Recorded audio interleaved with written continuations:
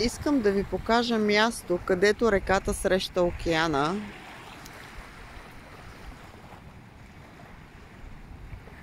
И най-вече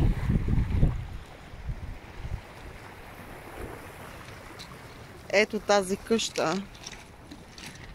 Казвате черната къща. Тя е на повече от 200 години.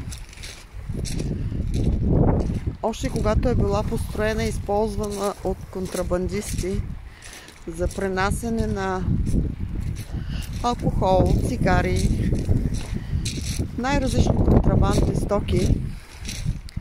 Но също така легендите говорят, че наоколо обикаля рицар от 17 век като дух и всъщност къщата е обладана от духове. Странна енергия се излъчва от тази къща. Тук е забранено къпането, защото се образуват много силни течения и водовъртежи, когато реката срещне океана.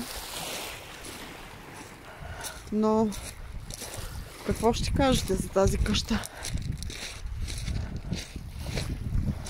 Просто реката, вълните стигат до самите стъпала на къщата.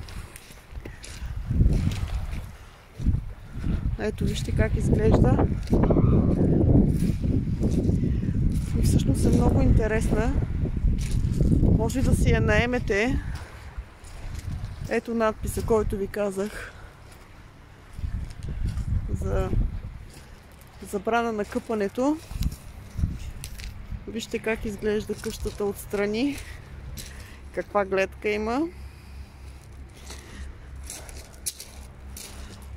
И вие вярвате ли в духове?